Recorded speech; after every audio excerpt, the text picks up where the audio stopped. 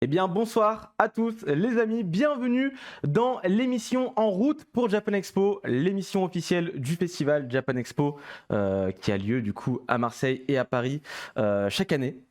Et pour la deuxième émission aujourd'hui, je ne suis évidemment pas seul parce que je suis avec les cofondateurs de Japan Expo, Jean-François Hello. et Thomas. Comment allez-vous messieurs? Ça va pas mal et toi? Eh bien écoute, ça va extrêmement bien. Très content de vous retrouver aujourd'hui après Japan Expo Sud pour pouvoir parler avec vous de tout ce qui s'est passé le week-end du 18 au 20 février à Marseille. Avant de commencer, évidemment, n'oubliez pas de vous abonner à la chaîne pour ne pas louper la moindre news, d'activer la petite cloche. L'émission, on rappelle qu'elle a lieu 2 fois par mois. Le lundi. Donc voilà, n'hésitez pas à passer. Si vous êtes là, partagez le live à vos amis, fans de Japan Expo. N'hésitez pas, évidemment. On fera gagner aussi des cadeaux pendant l'émission. Donc restez jusqu'à la fin. C'est important. Beau cadeau. On rappelle, voilà, pour expliquer un petit peu l'émission brièvement aux gens qui n'ont peut-être pas vu la première. D'ailleurs, la première est disponible sur YouTube, sur la chaîne de Japan Expo. L'émission est divisée en 4 parties. Le premier, c'est le thème. Aujourd'hui, on va faire le bilan de Japan Expo Sud. Ensuite, on va continuer avec les questions-réponses que vous allez nous poser dans le chat. Voilà, on va répondre à toutes vos questions. Donc n'hésitez pas à les garder de côté pour cette partie-là. Ensuite, c'est la rétrospective. On va parler d'anecdotes du festival que vous connaissez ou pas. Donc ça va être sympa. Et surtout, à la fin, c'est peut-être le truc qui est aussi très très important, c'est les annonces. Donc pour ne pas louper toutes les annonces liées à Japan Expo, c'est dans cette émission-là. En fin d'émission. Eh bien écoutez messieurs, à part ça, vous avez passé une bonne semaine, tout va bien? C'est une semaine de repos surtout, Voilà. parce que On a fait le point, on a fait le bilan, on a compté le nombre de gens qui y sont entrés. On va faire ce bilan ensemble aujourd'hui aussi, avec vous dans le chat. Du coup, je vous propose qu'on commence tout de suite. C'est le thème. Jingle.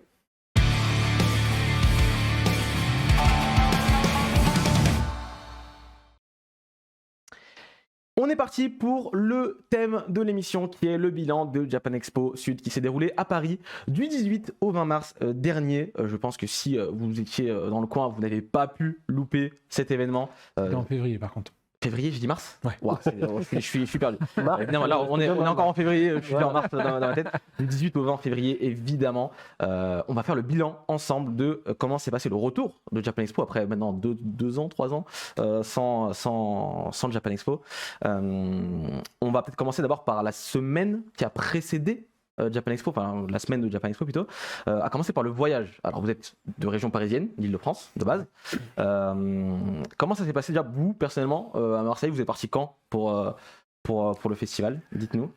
Alors, Après, c'était quel jour? première partie, c'est moi au final. Ouais, Je suis parti t'es le parti mardi. d'abord. Thomas, toi, t'es arrivé Le lendemain. Première petite frayeur, puisque moi, je partais de Gare de Lyon et une partie de l'équipe partait de Marne-la-Vallée. Ok. Et à Marne-la-Vallée, colis suspect, des mineurs, explosion.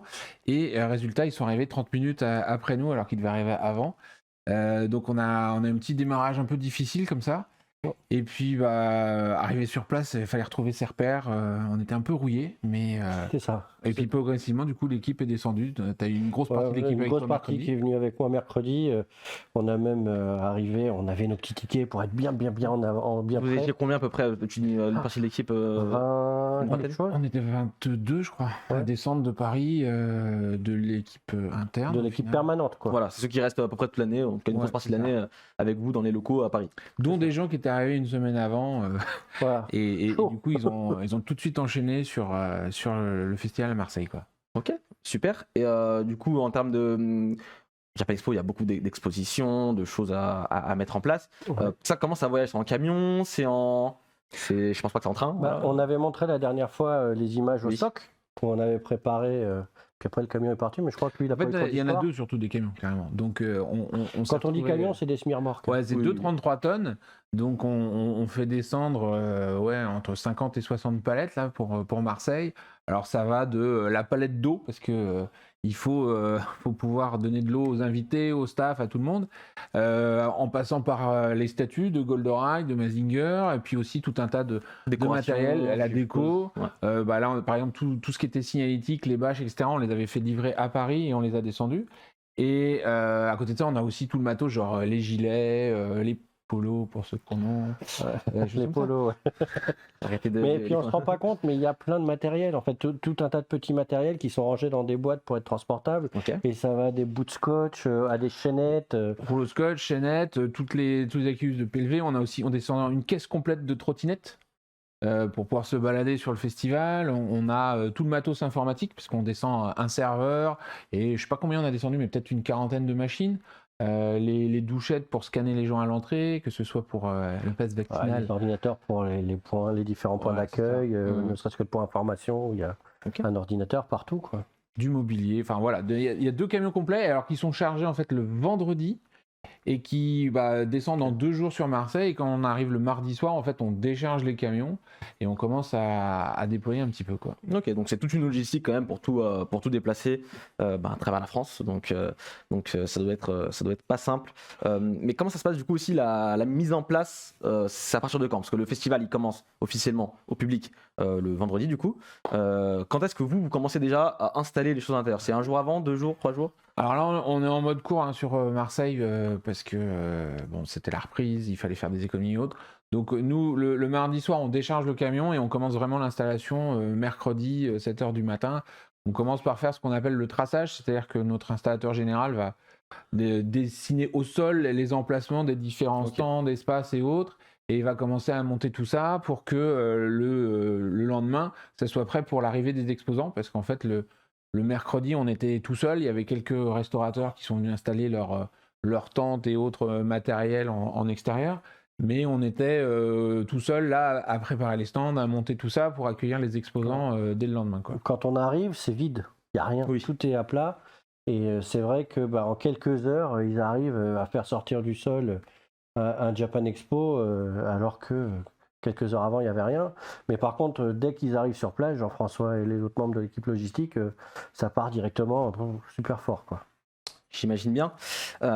Et bon, on a parlé de tout ce qui est décoration, tout ce qui est sur place, mais il y a aussi des personnes sur place, c'est-à-dire la gestion du staff, notamment des invités qui doivent arriver, qu'on doit loger, des exposants également.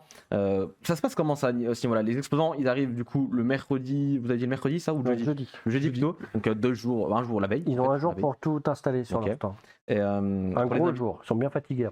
J'imagine bien. Pour les exposants, en fait, il y a des gens qui arrivent le mercredi, comme je disais, donc les restaurateurs et aussi tous les gens qui achètent des stands nus. Parce que nous, comme on construit des stands avec les cloisons, toute la structure en acier, etc., ils ont une journée pour venir mettre la marchandise. Les gens qui ont pris un stand nu, donc qui n'ont pas commandé chez nous les cloisons et la structure, ils peuvent venir le mercredi après-midi pour commencer à construire leur propre stand. Mais c'est vrai que c'est un temps qui est assez court, mais qui est assez traditionnel quand même. Sur la plupart des salons en France, ça fonctionne toujours comme ça. Et puis derrière, il y a plein d'autres choses qui passent, parce qu'une fois qu'on a construit ça, il faut mettre la cinétique, les bâches, il faut venir rajouter tout le reste de matériel qu'il peut y avoir. Et donc on a une équipe de staff qui, dès le mercredi, déploie tout le matériel. Alors ça va d'étagères, en passant par des comptoirs, des machins, enfin, il y a vraiment de tout qui est déployé pendant toute la journée pour que le jeudi, on soit le plus opérationnel possible, quoi. Parce qu'en plus, ce jeudi, il y a tous les saisonniers qui arrivent. Ouais. Donc il faut passer en phase briefing. Cette année, Jean-François a fait énormément de briefing. Oui, je me suis retrouvé à faire un gros briefing avec la plus grosse équipe. En fait, le jeudi, par exemple, à 14h, j'étais sur la scène Sakura qui a été finie d'installer. Et j'ai fait mon petit briefing pendant que tout autour, tu avais les exposants qui installaient les stands. Donc c'est sympa, c'est un truc qui dure environ 1 heure, 1 heure et demie où tu expliques au staff. Alors il y en a certains qui revenaient parce qu'ils ont fait Japan Expo par le passé. Et puis il y avait aussi plein de nouveaux, donc il fallait leur expliquer comment ça marche. Alors le matin je vais à tel endroit, je récupère mon gilet, et puis après je vais retrouver mon chef à tel endroit, et puis voilà, et puis leur expliquer comment ça marche aussi au niveau du pointage pour qu'on sache quand ils sont arrivés, quand ils sont partis. Le truc quand ils sont partis, ça a l'air tout bête, mais il nous est arrivé il y a quelques années de ça de partir, et une fois qu'on était arrivé à l'hôtel, il y a un gars qui nous appelle en disant vous êtes où? Et en fait tout le monde était parti, on en avait oublié un, sachant qu'on verrouille tout quand même, donc coup il n'y a rien de simple, quoi. Du coup on avait dû faire demi-tour pour aller le récupérer. Donc c'est vrai que maintenant on a mis en place des processus pour qu'on sache qui est là et qui est plus là, histoire de n'oublier personne le soir et de ne pas enfermer quelqu'un. Ce qui était assez amusant, c'est qu'on avait tous un peu perdu nos repères. C'est-à-dire que même les gens qui avaient de l'expérience, il y a eu plein de moments où on s'est retrouvés à faire des choses en se disant comment ça finit ça déjà? Comment j'y vais? Où est-ce que je vais? Alors que c'était des automatismes et il y a un mélange de grande satisfaction et de grande frustration tout le temps en fait. C'est assez marrant. Ouais, on a perdu un petit peu les bonnes habitudes, mais ça revient vite. On parlait aussi des. Donc, du coup, vous êtes une vingtaine de personnes totalement dédiées à Japan Expo tout au long de l'année. Et du coup, il y a du staff qui est sur place. Toutes les personnes qui ont des gilets généralement lors du festival, c'est des saisonniers. Ça, comment ça se passe du coup? Ils viennent que le temps du festival, c'est ça?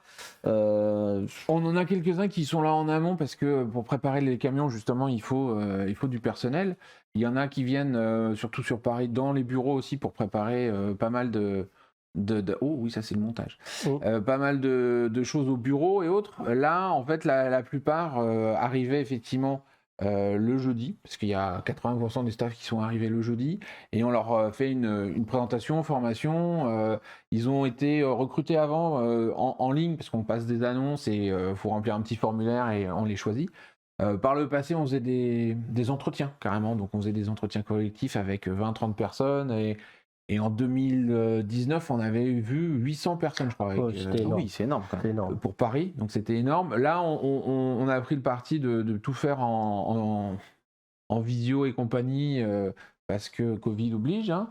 Mais derrière, on se retrouvait, on était quoi, 70, je crois, un truc comme ça en staff. Ouais. Et finalement, bon, bah. Entre les anciens qui nous ont fait le plaisir de revenir, qui avaient l'habitude, et les nouveaux, il y a eu une bonne synergie. Les anciens ont formé les nouveaux. Ouais, il y a une belle collaboration cette année. C'était hyper agréable. Comme tout le monde a vraiment envie que ça reparte à fond, tout le monde a marché du même pas et ça a aidé à faire en sorte que malgré toutes les pertes de repères, on puisse avancer, arriver très très vite au bon résultat. Puis retrouver les anciens. Il y en a certains qui nous suivent depuis des années. En fait, c'était la première fois qu'on se voyait pas pendant aussi longtemps d'affilée, puisqu'il n'y avait pas de Japan Expo. Ouais. Et ça a été aussi hyper agréable de se revoir. Pour retrouver les gens, effectivement. Je pense que c'est aussi ce qui ressent pas mal, à mon avis. On va peut-être en parler un petit peu plus tard, mais le fait de se retrouver enfin, en vrai, dans la vraie vie, c'est quelque chose qui a peut-être manqué à pas mal de gens. Et je vois que dans le chat, vous êtes plutôt satisfaits pour ceux qui y étaient. Donc c'est plutôt une bonne nouvelle. On parlait aussi des invités. Du coup, vous devez les loger. Comment ça se passe? Du coup, c'est un hôtel que vous réservez, des chambres d'hôtel? Je sais qu'il y a eu une galère. On a été obligé d'éclater les gens. D'habitude, on est tous à peu près au même endroit. Et là, c'était pas le cas du tout. Et ça a été assez compliqué à gérer. Bah, en fait, effectivement, on a des hôtels qu'on démarche et on choisit un partenaire chez qui on va. Alors, généralement, on a 2 hôtels, un plutôt pour les invités et puis un plus entrée de gamme pour le staff, quoi. Et du coup, on se retrouve, nous, à mettre à jour notre liste. Et là, l'hôtel nous annonce qu'en fait, ils n'ont plus de chambre. Donc, on a été obligé de séparer en 2. Et il y avait ceux qui étaient juste à côté, à un hôtel qui est à côté du stade Vélodrome. Et il y a eu tout un groupe qu'on a été obligé de loger à quelques stations de métro de là. À la Joliette. Ouais. À la Joliette. Pour ceux et nous, qui connaissent, on ne connaissait pas forcément. Et le premier soir, il y a eu une petite frayeur parce qu'effectivement, ça n'a pas l'air d'être le quartier le plus sympa du monde le soir. À Marseille, il y a des quartiers beaucoup plus sympas que là-bas. Et on s'est retrouvé effectivement avec une petite frayeur. Mais finalement, ça s'est bien passé. Bonne ambiance. Les invités qui étaient là-bas étaient contents. Les staffs qui étaient là-bas, on s'est retrouvé avec une bonne cohésion d'équipe et tout. C'est juste qu'effectivement, on avait été obligé de séparer en 2, alors que d'habitude, on se retrouve tous au même endroit, ce qui permet aussi le soir d'aller se détendre un petit moment, boire un coup et de discuter. Bah là, tu te retrouvais éclaté, c'était moins pratique, mais bon, c'était exceptionnel. C'était nécessaire. C'était obligé, ouais. On a parlé du coup des jours qui précèdent un peu le Japan Expo, mais le lancement. Du coup, comment ça s'est passé le jour de l'ouverture du salon, c'est-à-dire vendredi matin. Comment ça s'est passé? Est-ce que voilà, au niveau de la file, au niveau de la sécurité, au niveau du pass vaccinal? Il y avait cette nouveauté qui est le pass vaccinal qui a été très sympa. Jean-François y a passé un certain temps et ça n'avait pas l'air d'être toujours bien pris, quoi. Ouais, alors le premier galère qu'on a eu, parce que le vendredi, souvent, on essuie un peu les plâtres à l'ouverture. Et la première galère qu'on a eue, c'était avec nos amis exposants, puisqu'ils arrivent à 7h30. Et c'est les premiers qu'on doit contrôler, faire entrer. Et du coup, à ce moment-là, on se retrouve quand même avec le TAC Vérif qui marche à peu près. Mais par contre, notre outil de contrôle qui lui, n'a pas été utilisé depuis 2 ans, c'est plus compliqué. Et puis les gens étaient rouillés, donc il y avait des petits paramètres qui n'avaient pas été forcément bien mis. On a réglé ça assez vite, mais simplement, effectivement, moi j'avais prévu d'être entre 7h30 et 7h45 aux exposants, mais j'ai duré jusqu'à 8h15 pour régler tous les petits soucis. Et puis comme c'était le premier jour, les gens, ah bon, il faut le pass vaccinal, alors j'ai ça, est-ce que ça marche? En fait, nous, on n'est pas spécialiste là-dedans, on prenait l'application, tu bipes, ça dit vert, allez-y, ça dit rouge, on peut pas vraiment aider les gens, donc c'était un peu frustrant à ce niveau-là, parce que d'habitude, quand quelqu'un peut pas accéder, on est capable de lui dire, ah oui, parce que votre ticket il a déjà été utilisé, c'est parce que ça. Là, avec c'est juste ça marche pass pas, vaccinal, quoi. c'est désolé, ça dit non. Donc après, ça s'est finalement bien goupillé, les gens sont rentrés. Le vendredi matin, il y a toujours aussi le stress, parce que les exposants, ils ont quand même investi du temps, voire de l'argent dans leur stand, et donc du coup, ils veulent être sûrs d'être opérationnels, prêts, et du coup, il y a toujours une tension le vendredi matin. Surtout qu'à 8h30, il y a les zen qui rentrent. C'est ça. Et donc du coup, effectivement, arrivé de l'autre côté, les zen, 8h15. Pour ceux qui ne savent pas forcément, les zen, c'est quoi? Les billets zen, alors c'est un petit nombre de billets qui a quelques avantages. Alors notamment, ils ont la possibilité de sortir librement du festival, parce que normalement, quand tu prends un billet pour Japan Expo Sud ou Japan Expo Paris, toute sortie définitive. Là, ils peuvent rentrer, sortir. Ensuite, ils avaient un sac cadeau, ils avaient différents... l'idée simplement de rentrer plus tôt dans le festival, puisqu'ils rentrent à 8h30 au lieu de 9h. Donc voilà, il y a différents avantages selon les années. Alors par exemple, avant, il y avait des histoires de consignes. Bon là, avec le Covid, on avait laissé tomber. Mais voilà, les billets zen, c'est des gens qui sont aussi des fidèles, on va dire souvent, et qui ont envie de profiter du festival un peu différemment. Un peu plus à la cool, quoi. C'est pour ça que ça s'appelle un billet zen. Un peu VIP, on va dire. Voilà. Un peu VIP pour dire des termes un peu simples. On peut parler également du staff sur place. Qu'est-ce qu'ils font exactement? Voilà, tous les gens que vous prenez en saisonnier, comme vous avez expliqué, sur place, c'est quoi leur rôle à Japan Expo? Ils font tout, ils font tourner le festival. Ça va de la première personne qu'on rencontre qui va orienter les gens dans les bonnes files d'attente. Après, il y a ceux qui vont contrôler le pass vaccinal. Puis après, la sécurité. Non, la sécurité, c'est plutôt les agents de sécu. Mais... on commence par effectivement l'orientation, puisqu'on les accueille dès la sortie du métro. On les dirige vers l'entrée qu'on a définie, de manière à ce qu'il y ait le pass vaccinal. Après, il passe effectivement les agents de sécu. Après, il y a le contrôle du billet. Contrôle de billet. Et puis, dans le festival, il y a des gens qui tournent pour s'assurer que tout se passe bien. Voilà, on a les points d'info mobile avec le petit i au-dessus de la tête qui permettent de poser les questions pour pouvoir s'orienter dans le festival. Il y a ceux qui s'occupent des gens dans les salles. Parce qu'il faut faire entrer, sortir, installer les gens. Il y en a vraiment... Enfin, chaque endroit du festival, en fait, est...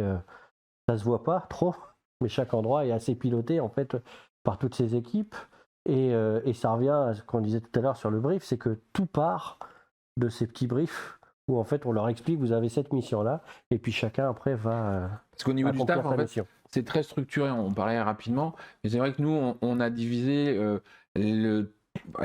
quand on a 450 staff, on ne peut pas être tous dans la même équipe. Donc on a fait une organisation, on a des pôles dans lesquels il y a des sections, dans lesquelles il y a des unités, histoire que, en fait, même quand tu viens pour la première fois en tant que staff, tu ne sois pas perdu, tu vas avoir un manager avec toi qui va t'expliquer quoi faire. Donc souvent, c'est des équipes qui vont faire 3-4 personnes. C'est ça. Après, il y a des équipes plus grosses parfois, mais voilà. Et puis, c'est que des petites unités, mais qui vont pouvoir référer à quelqu'un qui va avoir plus d'expérience ou qui va carrément être un interne qui travaille à l'année, donc qui est capable de répondre à leurs questions pour éviter qu'ils soient perdus. Parce que le but du jeu, c'est que ça se passe bien pour les visiteurs, mais aussi pour les staffs, parce que si ça se passe pas bien pour les staffs, souvent ça se passe pas bien pour les visiteurs. Voilà. J'imagine bien. Mais ils viennent, ils reviennent, et s'ils reviennent, on profite de l'expérience, et du coup tout le monde profite de l'expérience, parce que plus le staff est expérimenté, plus le festival tourne bien, donc tout le monde y gagne, quoi. J'imagine bien. Ce que j'aime bien avec cette émission, du coup, c'est qu'on se rend compte un petit peu de toute la logistique qu'il y a derrière. Ce qu'on ne sait pas forcément. Moi, tout ce qu'on raconte, je le découvre en même temps que vous. Et je trouve que c'est toute une logistique derrière, c'est bien pensé. Et on remercie évidemment tous les gens qui bossent en saisonnier à Japan Expo, parce que c'est vous qui faites aussi Japan Expo. Et généralement, voilà, quand on pose une question à quelqu'un qui travaille là-bas, ils sont toujours très gentils, ils vous conseillent et tout. Donc on les remercie, évidemment. On va parler maintenant du bilan à proprement parler de Japan Expo, ce qui s'est passé pendant les 3 jours de Japan Expo, et il y a eu des choses, il y a eu beaucoup de choses même. On peut commencer par exemple par, alors il y a quelque chose qui a été un peu qui est revenu à vos oreilles à plusieurs reprises, c'est ce que vous m'avez dit, c'est que apparemment, Japan Expo Sud de cette année serait plus petite, avec moins de stands. Oui, c'est une impression. C'est vrai qu'on a eu beaucoup de retours sur les réseaux sociaux, dans les questions billetterie ou même au point info. Mais en fait, parlé dans la dernière émission au final. Oui, c'est ça. C'est une fausse impression. On a complètement changé le festival. Ça veut dire qu'avant, on avait en gros 2 petits halls et le Palais des Congrès. Et on a complètement changé puisqu'on a repris un hall et on a rajouté un très grand hall. Donc en termes de surface, on est dans des choses qui sont au pire équivalentes et au mieux plus grandes. Après, je laisserai Jean-François peut-être sur les chiffres, mais et ensuite on a voulu créer une circulation parce que le Covid fait que on doit fluidifier les circulations, éviter que les gens reviennent en arrière. Donc on avait une entrée d'un côté et puis à l'opposé il y avait la sortie, de manière à créer cette impression de fluidité. Et on avait plus d'exposants que l'année d'avant. Notamment le nombre d'exposants dits amateurs, les jeunes créateurs et tout ça, les stands passion, donc qui sont les stands les plus fun finalement, ont fortement augmenté. Donc dans l'ensemble, il y en avait plus. Mais comme tout a été chamboulé, on peut comprendre qu'il y ait des gens qui étaient un peu désorientés et du coup, il y a eu cette impression. Mais vraiment, c'est pas le cas. Ok.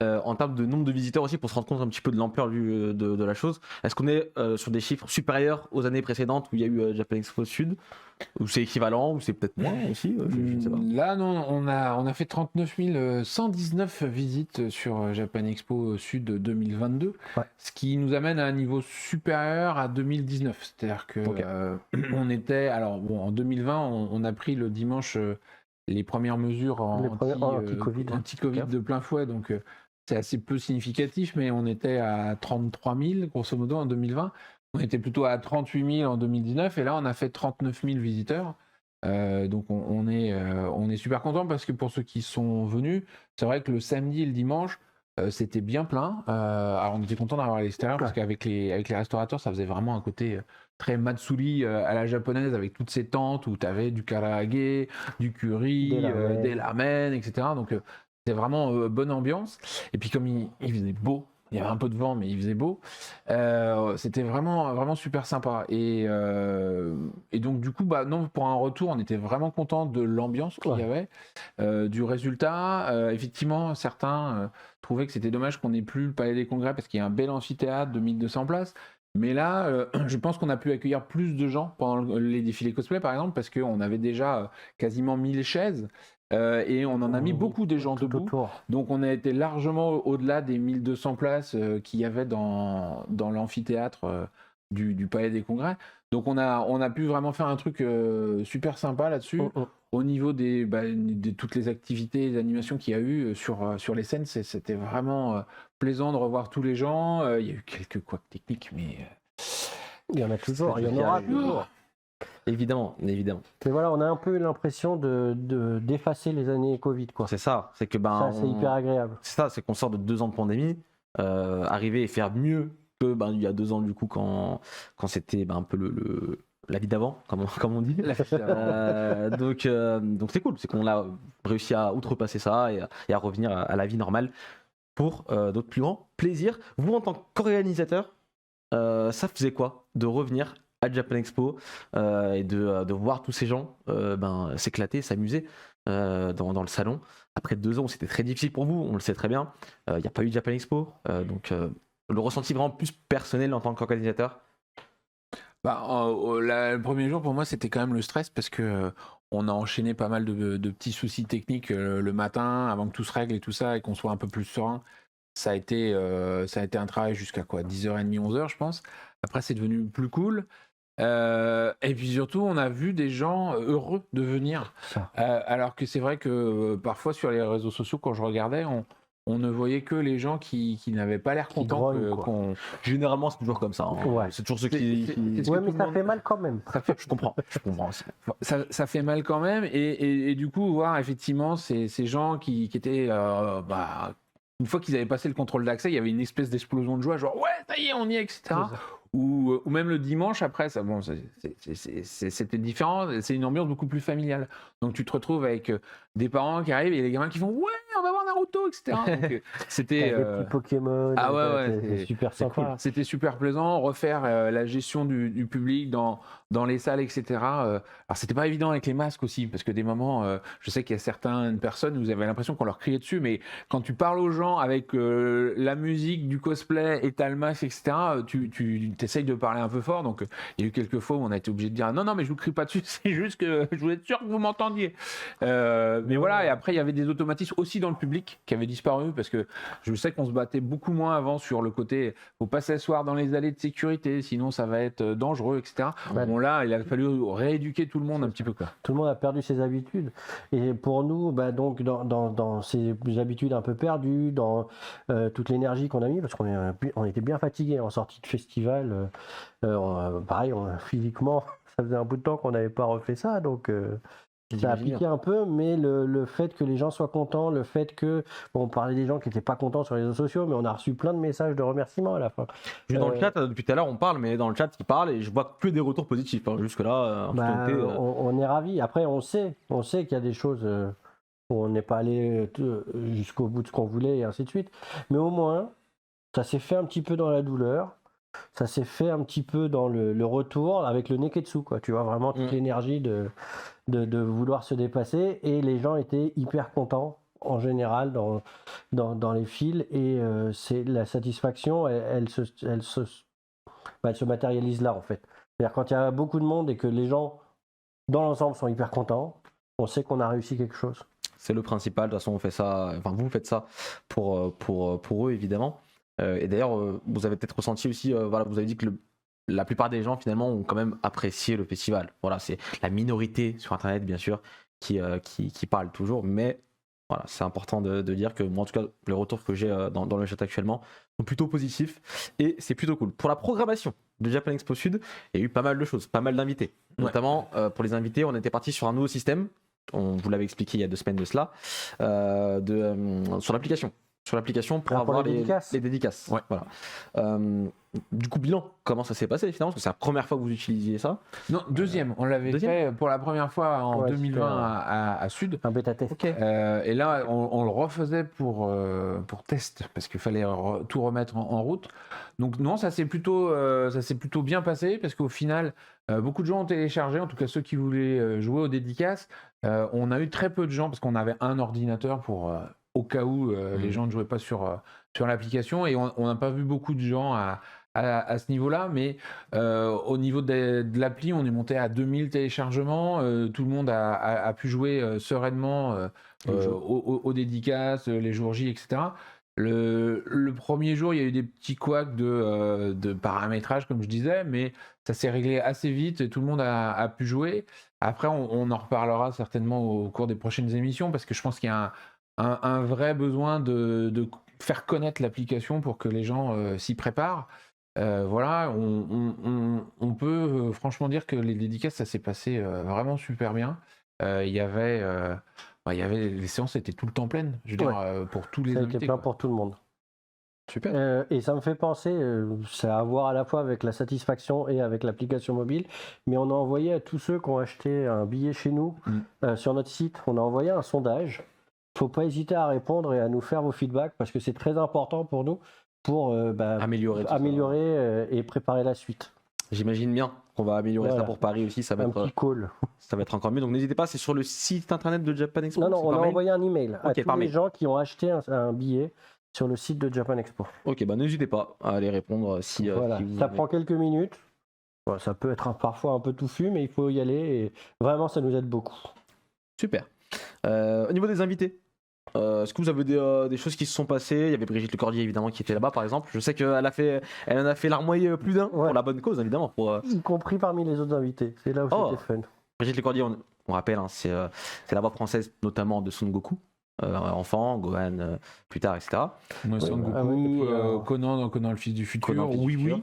Dans Oui. Et puis des trucs beaucoup plus adultes. Elle m'a montré aussi récemment aussi, la Chèque, elle a fait la voix du personnage principal de Ranking of Kings, qui est l'animé un petit peu du moment.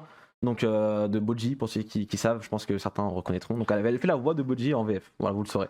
C'est une des grandes dames du doublage. évidemment. Elle a eu un succès fou à Japan Expo et en dehors parce que c'était quoi, dimanche soir, elle s'est retrouvée à faire des photos avec des supporters de l'OM qui l'ont reconnue. Oh. Elle était devant le Vélodrome en train de rentrer à l'hôtel et tout. C'est Brigitte Lecordier. Et hop, elle a fait des kamehameha pour donner des forces aux joueurs de Marseille qui malheureusement n'ont pas gagné contre Clermont. Le Genkidama n'a pas bien fonctionné. Là. Mais voilà, elle a fait du Genkidama, elle a fait tout ça pour essayer d'encourager l'équipe de Marseille. Ça m'a fait assez halluciner. Et puis après, elle s'est prêtée au jeu. On avait parlé d'aller faire un tour sur le stand d'Ado pour qu'elle fasse des combats d'Adoken de Kamehameha. Elle l'a fait. Elle a fait un laser tag aussi avec les autres streamers, donc avec Bagheera Jones, Trinity et Boucherie et tout ça. Voilà. On a des images. Oh, excellent. On a quelques images, donc voilà. Elle était toute contente. Elle m'a dit méfie-toi, j'ai fini 4ème. Tu risques de. Ouais, ça c'est le Ado. Non, mais il y a la voix de Goku qui a jeté des bouts de feu, voilà. quoi. C'est trop bien. Un truc qui s'est réalisé à Japan Expo. Super. Oui, parce que nos amis streamers, là, ils étaient venus avec un sac à dos équipé pour streamer, et donc ils se baladaient dans le festival et ils diffusaient en direct sur leur chaîne Twitch, sur YouTube et compagnie. Donc d'ailleurs, c'est Trinity qui a été faire un tour, je crois, à la Style Team pour montrer les jolis dioramas qu'il y avait là-bas. Et finalement, il y a quelqu'un qui a vu les images et qui a demandé à acheter les dioramas. Donc tout le monde était content. Bah, tant mieux. Les dioramas étaient en vente, donc ça tombe bien.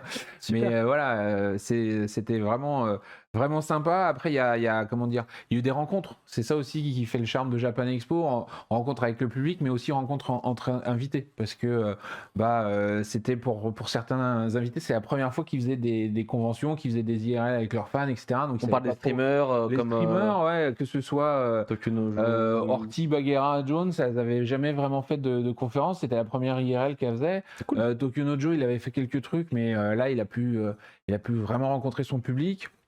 Dans les invités, on avait aussi, alors c'est pas un streamer, mais Nuit Incolore, qui est un jeune chanteur suisse, au final, d'origine japonaise. Je sais plus d'où il vient, mais qui a fait son premier concert, du coup. Voilà, et qui a de la musique qui est très très inspirée de la J-pop. Et ça a été assez étonnant parce qu'il est passé, il a fait l'ouverture de Japan Expo. Donc c'était le challenge, hein, parce que ouvrir sur un concert comme ça. Ça s'est déjà fait ça dans les éditions précédentes, d'avoir des concerts en ouverture, bah oui, quand on a, oui, souvent, ça s'est fait, mais là c'était un peu le stress parce que on savait pas comment il allait être reçu et en fait ça a bien crié dans la salle. Super. C'était une belle surprise, quoi. Souvent les concerts c'est beaucoup de logistique si tu as des instruments et tout ça pour installer sur scène. Donc c'est vrai qu'on en fait en ouverture parce qu'on a le temps avant que les gens arrivent de tout installer. Et puis en fait parfois on met 2 heures pour l'installer et 10 minutes pour le démonter. Donc on fait souvent les concerts comme ça, mais Nuit Incolore, il a fait un concert quasiment tous les jours dans mes souvenirs. Ouais. Et plus ça allait, plus il remplissait. Donc c'était vraiment sympa. Tant mieux pour lui, hein. Il a fait son premier concert, il a fait ses premières dédicaces et il a aussi eu ses premiers fans en pleurs devant lui. Donc il était vachement touché et il était j'étais impressionné parce qu'il est assez jeune au final et il était très pro et très à l'aise et très gentil. Il est vraiment gentil avec tout le monde. J'espère qu'il gardera cette mentalité parce que ça fait aussi son charme. Je pense qu'il a bien plu au public à cause de ça. Ouais, ça fait partie d'un beau personnage. On a envie et on espère pouvoir l'accompagner et le revoir sur les festivals. Super, avec plaisir. Du coup, les invités, c'était super cool parce que les fans ont pu les rencontrer, les invités ont pu voir leur public et ça fait extrêmement plaisir. Japan Expo, c'est aussi plein d'animations. On en avait déjà parlé là, il y a 2 semaines, mais il y a eu pas mal de choses, dont les expos qu'on avait du coup annoncé officiellement après la mission. Il y avait du Terazawa, du Dynamic Heroes de Gonagai. Ouais. Donc il y avait pas mal de choses, dont les dioramas aussi dont tu parlais. Alors, il y avait des dioramas sur le stand de la Staril et sur les expos, on avait amené les statues de Goldorak, Mazinger et Devilman. Ça a fait des belles photos. Des belles photos, notamment qu'il y a en plus, il y a des décors derrière, donc ça fait... Ouais. Et puis on avait effectivement 2 staffs qui étaient là toute la journée pour surveiller et prendre en photo les gens. Parce que cool. Voilà, d'ailleurs, on a vu passer là dans le chat régulièrement les gens qui disent c'était super sympa. Et Goldorak, il était juste en face de l'entrée. Donc les gens ne pouvaient pas le louper. Tu pouvais pas le louper. L'erreur qu'on a fait, par contre, c'est que Mazinger et Devilman, on les a mis de l'autre côté de l'expo. Et en fait, les gens n'ont quasiment jamais fait le tour. Ils ne prenaient pas forcément compte qu'ils étaient de l'autre côté, quoi. Donc on aurait dû les mettre sur les côtés plutôt qu'au dos. Alors que le Devilman, il sort pas si souvent que ça, donc c'était bien dommage. Il est beau le Devilman, hein. Je l'ai vu, il était très beau, donc c'est pas grave. Sur sa poutrelle, là, en plus, pour faire une photo. Oui, c'est stylé. En mise en scène, c'est sympa, quoi. On nous avait posé la question, on est en train d'essayer de refaire cette expo sur Paris pour les gens qui n'ont pas eu la chance d'y aller, d'aller à Marseille. Donc ça, on est en cours de discussion avec le Japon pour refaire l'expo en plus grand, en plus, avec plus de matos, etc. Et puis certainement une statue en plus, puisqu'on aura Grit Mazinger qui fera le voyage. Donc bon, on aura l'occasion de reparler de ça, j'espère. Allez, seconde chance pour Devilman et Mazinger peut-être pour avoir des photos avec les fans. Du coup, les expos, ça s'est bien passé. Hein. Voilà, il n'y a rien à signaler plus que ça. Je pense que le truc qui était le plus malheureux, c'est à la fin, où quand on les a défaites, il faut bien étaient un peu trop coulées au mur et du coup. Faut bien. Voilà, exactement. Voilà. Ah oui, et Devilman, donc dans toute sa splendeur là qu'on peut voir. Ouais, franchement, ça fait envie. Ah, ça, c'était sur Terrassa, ouais, on avait effectivement une jolie silhouette de Cobra où il y a eu pas mal de photos aussi. Ok. Les conférences, tout ça, Japan Expo Game Show, ouais. Ça s'est bien passé également. Très bien, on avait pour le Japan Expo Game Show travaillé avec Idris Animation, là, c'est parce que d'habitude on le faisait nous-mêmes, mais là on avait envie de bosser avec lui. Ça s'est vraiment bien passé, bonne ambiance. Alors le Japan Expo Game Show, l'idée c'est que c'est pas forcément du public qui participe, mais c'est des invités qui jouent les uns contre les autres. Donc on a eu des trucs assez sympas. Entre les noobs, les streamers et autres, ça a fait des bons moments de délire, on peut dire ça comme ça. Il y avait aussi pas mal de choses autour de la danse, que ce soit les concours de danse coréens et compagnie. Ça a cartonné. Voilà, le karaoké. Alors le karaoké géant d'Animaniac, il a cartonné. Les impros battle de Epic Pixel Battle, ça cartonne toujours autant dans la salle, elle est pleine à chaque fois. Franchement, non, on a l'impression de retrouver tout le monde en plus, donc il y avait vraiment super ambiance.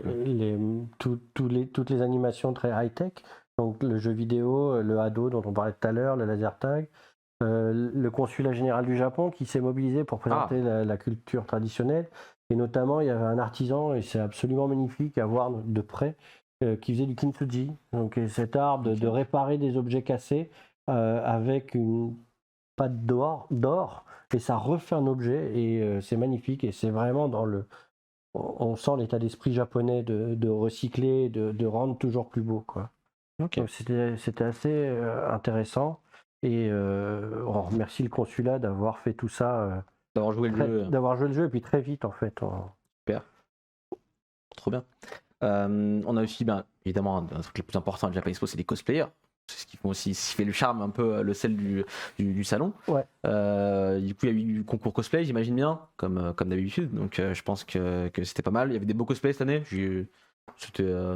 Ah bah là, franchement, on était contents. On a l'impression qu'ils avaient travaillé pendant 2 ans sur certains costumes. On sent qu'ils ont travaillé longtemps sur leurs costumes. Les 2 concours, samedi et dimanche, c'est vraiment bien passé. C'était tout beau. Alors, petit problème technique qui n'arrive jamais, hein, d'après les techniciens, puisqu'ils ont perdu les réseaux des micros, donc il n'y avait plus de son.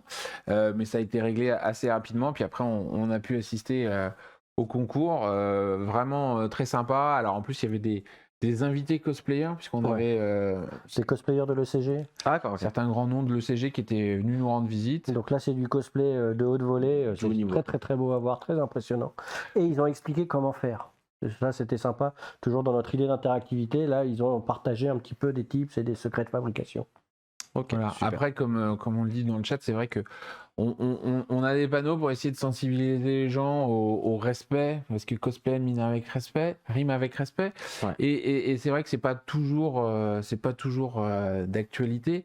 Il faut éduquer beaucoup de monde. Alors après, c'est pas toujours évident, parce qu'on a vu même sur le festival, il y a des gens qui arrivaient, genre ils avaient jamais mis le nez sur le site internet. Moi, j'avoue que quand je vais sur un truc comme ça, je me renseigne pour savoir quoi faire. Il y avait plein de gens qui venaient juste, ils avaient vu une affiche dans le métro, ils sont venus, ils savaient pas de quoi ça parlait, etc.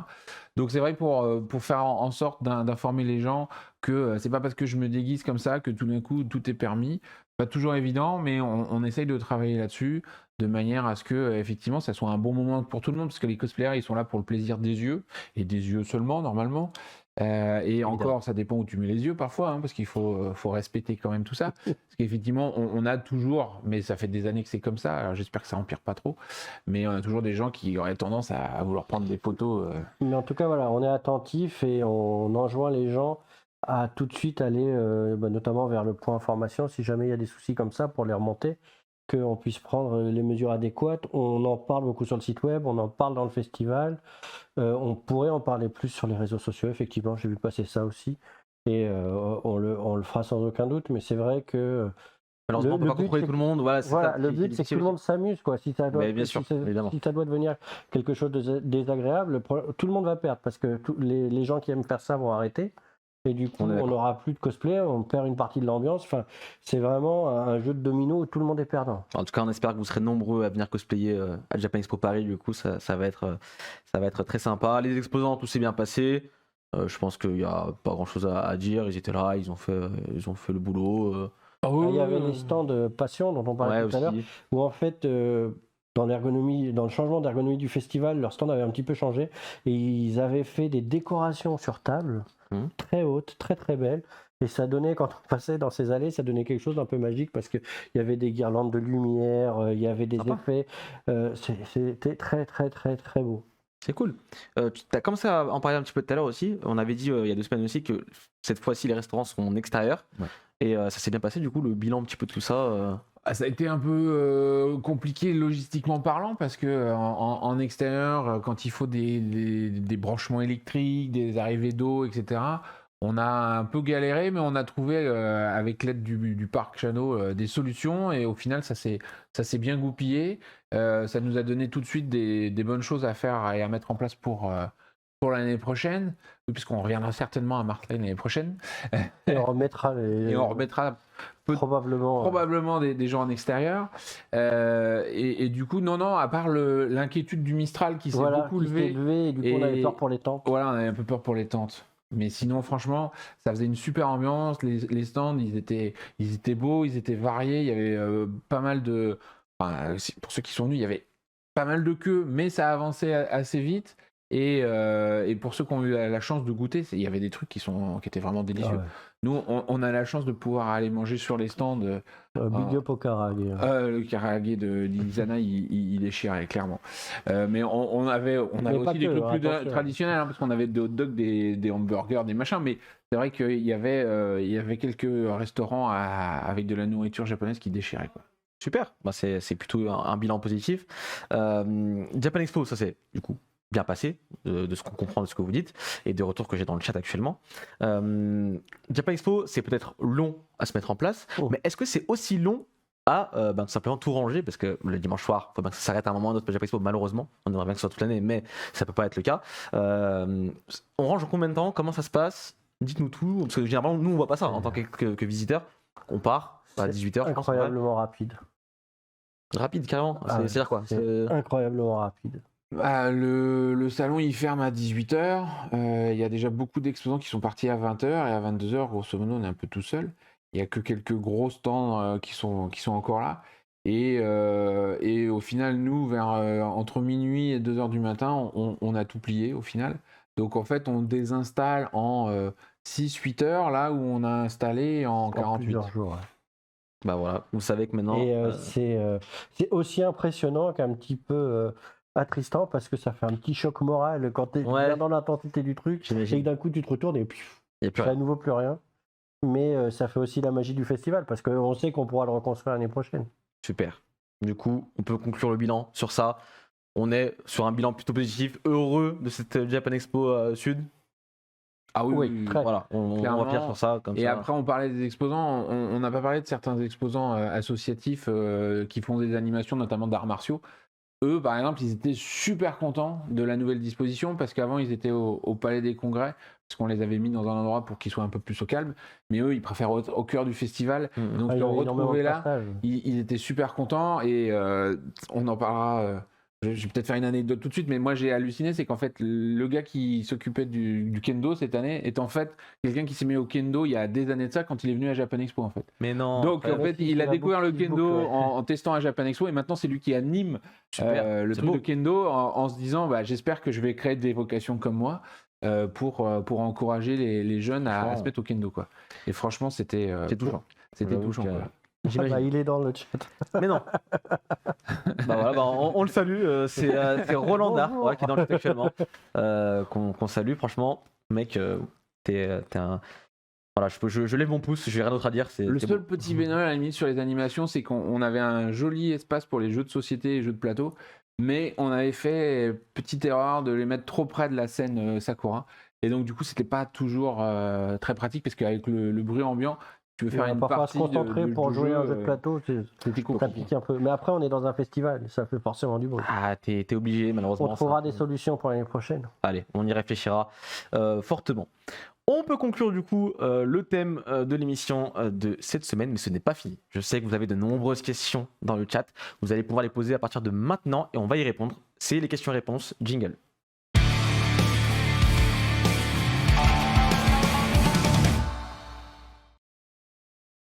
Chers visiteurs et fans de Japan Expo, je sais que vous aviez de nombreuses questions à poser aux cofondateurs de Japan Expo. Cette émission, c'est l'occasion de pouvoir les poser. On va en sélectionner quelques-unes dans le chat.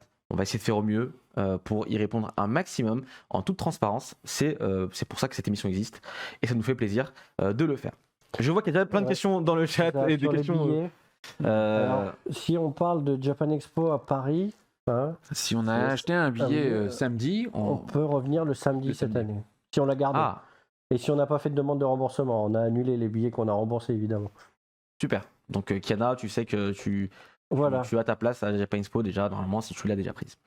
Tac, qu'est-ce qu'on a concernant la contrefaçon, peut-être sur les stands, est-ce que c'est vous qui vous occupez de ce genre de choses? Enfin, comment ça se passe Alors malheureusement, la contrefaçon, effectivement, on fait même des conférences pour sensibiliser les gens à ça, mais nous, on ne peut pas interdire, parce que les exposants, quand ils prennent les stands, déjà, on ne sait pas ce qu'ils vont venir vendre, donc on ne peut pas, a priori, les interdire ou quoi que ce soit. La contrefaçon, ça se gère comment? En France, ça se gère par les gens qui ont les droits. C'est-à-dire que s'il y a des produits Naruto contrefaits, c'est Dargo Kana qui a les droits de Naruto en France, qui va faire intervenir les douaniers pour faire saisir tous ces produits contrefaits. Nous, on peut simplement sensibiliser les visiteurs au fait que acheter des produits contrefaits, c'est extrêmement nocif à l'économie du manga et de l'animation, donc à la créativité, parce que s'ils ont moins de moyens, les producteurs, ils peuvent produire moins de séries et des choses moins risquées, parce que du coup, ce qu'on a vu à un moment donné quand il y avait beaucoup de contrefaçons, c'est qu'ils se focalisaient sur un style d'animé et on avait limite rien d'autre. Et au final, la contrefaçon, c'est vraiment chacun qui doit se prendre en main et se dire que s'il est si peu cher ce truc-là, c'est peut-être que c'est pas un vrai. Voilà, et puis la qualité sera forcément moins bonne, donc vous gagnez pas vraiment à acheter ces produits-là, donc ça vaut pas le coup. Puis il faut vraiment avoir conscience que si on rémunère pas les auteurs, à un moment donné, eux, ils vont aller chercher ailleurs, et nous, on aura perdu tout ce qu'ils ont créé ou ce qu'ils pourront créer dans le futur. Voilà. Donc tout le monde perd, encore une fois. Et autant on peut pas forcément faire grand chose contre la contrefaçon nous-mêmes, autant on accompagne la douane, les ayants droit et tout ça. Voilà, du mieux qu'on peut. Le plus gros truc qu'on peut faire, c'est favoriser les choses qu'on sait vraiment officielles. C'est-à-dire que il y a certains stands qui sont autour de licences, on sait que c'est les gens officiels, ces gens-là, on va essayer de les mettre plus en avant pour que ça fasse de l'ombre aux autres et que du coup, les gens qui vendraient des produits contrefaits n'y trouvent plus leur beurre à Japan Expo, quoi. C'est ça. Je sais pas ce que c'est l'histoire de prendre des prospectus pour accompagner un cosplayer. Je pense qu'il faudra nous expliquer si vous voulez qu'on réponde à la question. Il y a Fox061 qui demandait dans le chat un petit peu plus haut est-ce que vous engagez de la main-d'œuvre pour le rangement du festival? Donc après le festival. On engage de la main-d'œuvre avant, pendant, après. Okay. Voilà. Et parfois, effectivement, la main-d'œuvre après pour la désinstalle n'est pas la même parce que quand on a fait 5 jours de salon, le dimanche soir, on est un peu crevé.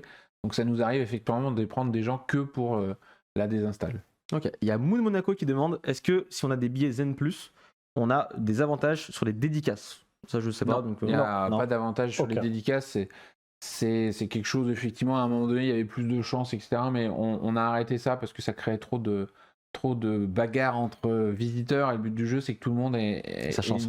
Voilà. Je peux comprendre. Il y a Midogeek qui demande dans le chat bonsoir, j'ai été invité à Marseille. Est-ce que vous pensez contacter les personnes prochainement pour la version Paris? Oui. Alors, oui. Je suppose que oui. Hein, c'est en cours même. On est en train de remettre ça là parce qu'on était dans la période de bilan clôture. Mais on a fait une réunion cet après-midi justement pour dire allons-y gaiement vers Paris. Donc si notre ami Midogeek veut revenir à Paris, il ne faut pas qu'elle hésite à à faire coucou à ses contacts habituels. On l'a... Avec plaisir. Quoi. On étudiera sa candidature avec grand plaisir. Mais c'est vrai que cette année, on a envie de faire une fête. Donc plus on pourra accueillir de gens, mieux c'est. Mieux ce sera, j'imagine bien. Il y a Iban19 dans le chat qui demande je veux acheter 5 billets pour mes frères mineurs. Est-ce que je les achète avec mon compte mail ou avec leur propre compte mail? Est-ce qu'il faut plusieurs comptes mail pour... Non. C'est directement, on peut mettre son mail, voilà, c'est simple, hein, on met pas de... Alors, ça dépend de ce qu'il veut faire en fait. Voilà, il y a plusieurs réponses possibles, c'est-à-dire que si on a tout dans le même compte, c'est juste que par exemple, on montrait les dédicaces l'autre fois, au niveau de la possibilité de jouer sur les dédicaces, ça veut dire que la personne aura les billets de tout le monde dans son compte à lui. Ok. Donc, s'il veut que chacun puisse jouer sur son propre téléphone, quand on achète, il y a une option pour dire envoyer à quelqu'un, et là, à ce moment-là, on remplit l'adresse email de la personne, qui va automatiquement associer le billet sur le compte email de la personne. Donc, la personne aura le billet pour jouer sur son téléphone. Si il prend les 5 billets avec son compte, c'est juste que c'est lui qui aura toutes les chances de jouer aux dédicaces. Voilà, et surtout, puis il garde tous les billets avec lui. Ils ne seront pas envoyés automatiquement à chaque détenteur. Sur place, c'est à lui de les montrer, etc. Ouais. Ok, très bien. J'ai Zaza Charlène qui demande pour les armes. Je sais que cela est très réglementaire. Je me demandais, est-ce qu'une petite branche de bois pour s'en servir comme drapeau est autorisée ou pas du tout? Normalement ça passe, mais après le truc qu'il y a, c'est que on vous dit ça aujourd'hui. Si dans 2 mois il y a un nouvel attentat qui durcit les mesures, je sais pas. Vu ce qui se passe dans le monde, on pensait être débarrassé des crises. Maintenant, on a des guerres. Effectivement. Voilà. Après ça dépend de la notion du petit aussi. Et puis on s'en remet aussi beaucoup au jugement des agents de sécu qui ont leur propre réglementation en fait. Mais généralement ça passe. Il y a sur le site web, j'ai vu passer le lien, la liste des objets autorisés et interdits. Donc on peut aller voir directement sur le site web. On les connaît pas par cœur, il faut le dire de manière objective. J'imagine bien que c'est compliqué. Vous avez beaucoup de questions, ça nous fait extrêmement plaisir. N'hésitez pas à les reposer si je passe dessus et que je les ai pas vues. Il y a Compote de Pommes 2003 qui demande dans le chat, et on en a parlé un petit peu plus tôt dans l'émission. J'aurais 2 petites questions. À quelle date est-ce qu'on peut, à quelle date le recrutement plutôt du staff commence? Ça va commencer bientôt. Alors, pour les gens qui ont déjà travaillé chez nous, ça va commencer dans les 15 prochains jours, grosso modo. Et puis pour les nouveaux, ça risque d'être début avril, où en fait on va ouvrir les campagnes. Effectivement, et puis comme on le disait, cette année, ça va être des questionnaires en ligne et tout ça plutôt que des recrutements physiques, sauf pour les gens qui auraient des postes de manager ou là, etc., où là on les rencontrera. Et on mettra bien sûr toutes les informations sur le site web et sur les réseaux sociaux au moment où on lancera les campagnes de recrutement. Donc il faut bien suivre et puis pas hésiter à aller s'inscrire. Évidemment, n'hésitez pas à suivre les réseaux sociaux de Japan Expo pour ne rien louper. Et très certainement dans l'émission qu'on en parlera quand ce sera ouvert, on fera un petit point dessus pour dire voilà. Et la deuxième question du coup de Compote de Pommes, c'était est-ce qu'il faudra un pass vaccinal pour faire partie du staff, étant donné que des discussions ont déjà été entamées pour la suppression du pass à venir. Ça malheureusement. Ça dépendra de la réglementation au moment du festival. Là, on ne fait que suivre les mesures du gouvernement. Voilà. Super. Mais par contre, on les suivra. Mais s'il n'y a pas de passe et pas de masque, la vie sera plus simple pour tout le monde. Hein, parce que moi, j'avoue que parcourir le festival en long, en large pendant 5 jours avec le masque, au bout d'un moment, c'est compliqué. T'es content de prendre un bol d'air dehors. Ça faisait mal à l'arrière des oreilles. Là, en fait, j'imagine. C'est ça qui a le plus souffert. Ouais. J'imagine bien. Il y a Yillison, excuse-moi si j'écorche ton pseudo, qui demande les invités prévus pour Japan Expo 2020 de Paris, je suppose, sont-ils toujours prévus pour 2022? On a essayé d'en préserver un certain nombre. On parlait la dernière fois de Tsukasa Ojo. Après, il y a tout un tas de groupes, par exemple de musique et autres, qu'on avait commencé à annoncer. Il y a assez peu de chances qu'ils reviennent parce que ils avaient une actualité, ils sortaient un CD, etc. Leur programme a changé. Monsieur Ojo, lui, il était là pour un anniversaire de carrière. On espère qu'il sera là cette année. Mais ça va beaucoup dépendre de sa capacité à se déplacer, parce qu'on parlait de la crise sanitaire. Maintenant, les Japonais ont un peu peur de prendre l'avion et de passer au-dessus de la Sibérie, évidemment. Parce que pour des raisons évidentes. Pour des raisons absolument pas sanitaires. Voilà, donc du coup, il faut que tout ça se calme pour que ça se passe bien, parce qu'effectivement, quand on parle aux Japonais, actuellement, pour venir en France, leur chemin qui leur semble logique, ça serait de faire Tokyo, Los Angeles, Paris. Mais ça devient long. ça devient vachement long. Ça devient un Ils peu veulent plus long. éviter absolument de passer de l'autre côté. Mais ils ont envie, enfin c'est toujours la même chose, c'est qu'ils ont vraiment envie. Les circonstances sont contre nous, quoi. Donc, Pour ceux qui étaient à Marseille et qui ont vu certains shows comme le cosplay, Matsuyama a annoncé dans une petite vidéo où il nous disait courage, on va passer la crise. Il en a profité pour annoncer qu'il viendrait faire un tour à Paris pour présenter ses nouveaux jeux, quoi. voilà. Ok, super. Tac. Qu'est-ce qu'on a d'autre comme question? Il y a Cinei qui demande bonsoir. Pour les dédicaces, j'imagine que tout le monde n'aura pas de place. Comment sont déterminées nos chances d'avoir une place pour une dédicace? C'est du tirage au sort, point d'interrogation. Si tu aurais suivi la première émission, mais peut-être on en a parlé un petit peu l'émission, tu sais qu'il y a une application maintenant qui a été ouverte. Vous pouvez déjà la télécharger sur iOS et Android. Japan Expo Sud, dépendamment de quelle convention tu parles. Et tu peux t'inscrire du coup Voilà. pour une Et il y a dédicace. 2 modes d'obtention des bons de dédicace. Voilà. C'est le premier arrivé, premier servi au tirage au sort, mais il faut bien comprendre un truc parce qu'on nous a posé la question par mail.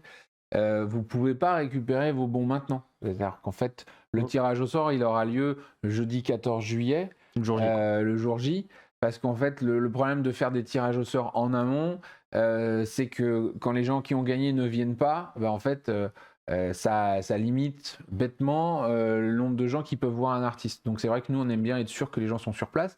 Donc en fait, techniquement, il faut savoir qu'un billet a le droit de tenter sa chance au tirage au sort de dédicace s'il a été scanné à l'entrée du festival. Voilà, s'il est bien passé par les bips. Voilà. Sinon, ça sert à rien. Et après, on est obligé de faire ça parce que quand un invité, il y a 1000 ou 2000 personnes qui le veulent, le rencontrer, avoir une signature ou quoi que ce soit, mais qu'il est là que pendant 1 heure, il y a 60 places, grosso modo. Et évidemment, pour choisir parmi les 1000, le tirage au sort, ça reste le meilleur moyen qu'on a trouvé. Après, c'est des tirages au sort intelligents qui s'adaptent aussi à la pression de la demande et ainsi de suite. Hein. Je sais que c'est Le but, frustrant, c'est qu'il y ait un pour, maximum de gens qui en profitent. On va pas se retrouver avec des fils vides parce que le tirage au sort était trop dur. Je sais évidemment que c'est frustrant en tant que visiteur quand tu veux ta dédicace. Moi, le premier, je l'ai vécu, donc je sais que c'est difficile. Malheureusement, vous savez que le temps n'est pas infini et la main de la personne qui dédicace non plus. Enfin, au bout d'un moment, elle est un peu fatiguée, quoi. Donc, elle peut pas faire ça pour 10 000 personnes le jour même. On l'imagine bien. Donc, ou alors c'est une Faut être photocopie. En fait, ce qui est un peu moins bien quand même. Ce serait moins sympa, pas de rencontre, juste un truc. Ce serait un peu moins drôle, je pense, pour tout le monde. J'ai vu passer un truc sur le Star Pass ECG.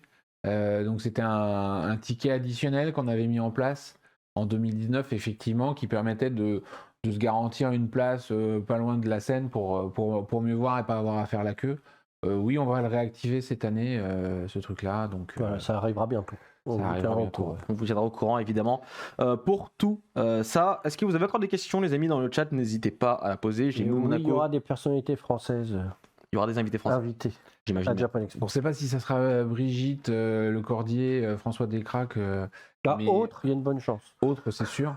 On va en avoir effectivement, voilà. D'autant plus qu'il y aura certainement des Japonais, mais pas autant que d'habitude. Voilà. Donc, et puis il y a pas mal d'actualités en fait en France avec même François, il va avoir son nouveau film, etc. Voilà, donc, on espère bien qu'ils seront là pour nous présenter tout ça, quoi. Évidemment, on vous annoncera tous les invités qu'il y aura à Japan Expo. C'est un peu tôt là. Évidemment, on y travaille, on va y arriver. Ça va commencer d'ici une quinzaine de jours, peut-être. Les premières grosses annonces. Sûrement, et en plus, j'ai une bonne nouvelle pour vous parce que ce sera très certainement ici.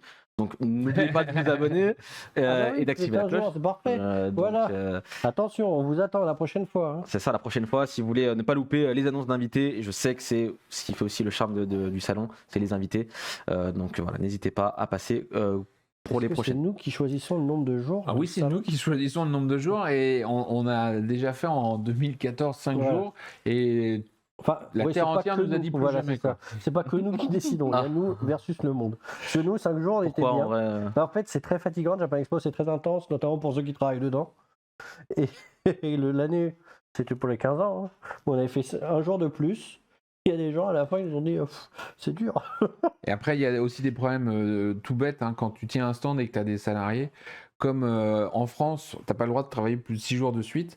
En fait, quand le gars il est là le mercredi pour installer le stand, le mardi pour installer le stand qui fait mercredi, jeudi, vendredi, samedi, dimanche, en fait, il n'y a personne le lundi pour plier.